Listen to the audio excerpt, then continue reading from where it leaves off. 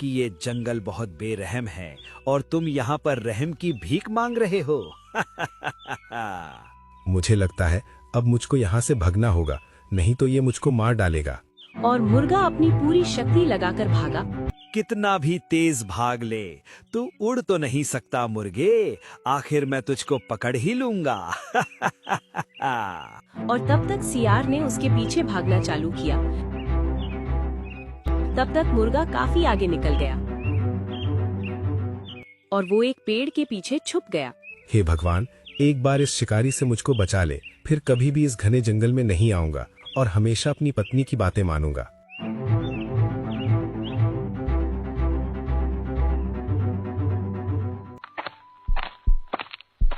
और वो उस शिकारी को चकमा देने में कामयाब हो गया। हे ऊपर वाले, आज तो तूने मुझको बचा लिया, नहीं तो वो गीदड़ का बच्चा आज मुझको सच में खा ही जाता। कितने बेरहम होते हैं ये शिकारी, इनके अंदर जरा भी दया नहीं होती। मुझको ऐसा क्यों लग रहा है जैसे कि भाग्यवान ने अंडे दे दिए हैं। कहीं ऐसा तो नहीं मैं अपने बच्चों के भाग्य से ही उस घने जंगल से जिंदा लौट कर आया हूँ। मुझे लगता है मेरी पत्नी ने सच में अंडे दे दिए हैं। और उसने घर जाकर देखा तो सच में मुर्गी ने 2 अंडे दिए थे। अजी, आ गए आप? मैं तो आपकी राह देखती देखती काफी दुखी हो रही थी। देखो, मैंने 2 अंडे दिए हैं। मुझको तो पहले ही आभास हो गया था कि तुमने अंडे दे दिए हैं। ये सब तुमको कैसे पता लगा कि मैंने अंडे दे दिए हैं? क्योंकि आज मैं मुश्किल से अपनी जान बचा कर आया हूँ और तभी मुझको इस बात का एहसास हुआ कि जरूर मेरे बच्चे इस दुनिया में आ गए हैं और मुझे लग रहा था कि मैं अपने बच्चों के भाग्य से ही जिंदा लौटा हूँ। तुम्हारी बातें सुनकर मेरा दिल बहुत घबरा रहा है। तुम सच सच बता दो, क्या हुआ था तुम्हारे साथ जो तुम्हारी जान पर बनाई?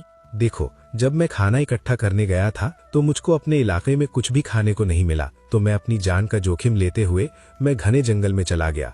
वहाँ पर मेरी मुलाकात एक खूंखार गीदड़ से हो गई जो मुझको खाना चाहता था और मैं बड़ी मुश्किल से अपनी जान बचा कर आया। तभी मुझको एहसास हो गया कि मेरी जान मेरे बच्चों के भाग्य से ही बच पाई है। तुमने इतना बड़ा जोखिम क्यों उठाया? तुमको पता है कि मैं एक दिन बिना खाए पिए रह सकती हूँ, लेकिन अगर आज तुमको कुछ हो जाता तो मैं एक पल भी जीवित नहीं रह सकती थी। वादा करो मुझसे कि तुम दोबारा ऐसा कोई भी गलत कदम नहीं उठाओगे। हाँ, मैं वादा करता हूँ, मैं दोबारा उस घने जंगल में नहीं जाऊंगा। और मुझको अब एहसास भी हो गया है कि मेरे बगैर मेरे परिवार का क्या होता। तुम एक काम करो, हमारे पड़ोस में एक चूहिया रहती है और उसके 2 बच्चे भी हैं। वो भी घने जंगल में खाना लेने के लिए नहीं जाती, वो अपने आसपास से ही खाना इकट्ठा करती है। तुम उसके पास चले जाओ, हो सकता है वो खाना ढूंढने में तुम्हारी कुछ मदद कर दे। ठीक है, तुम कहती हो तो चला जाता हूँ। और वो मुर्गी की बात ना मानकर फिर से घने जंगल में चला जाता है और वहाँ से कुछ राशन ले आता है।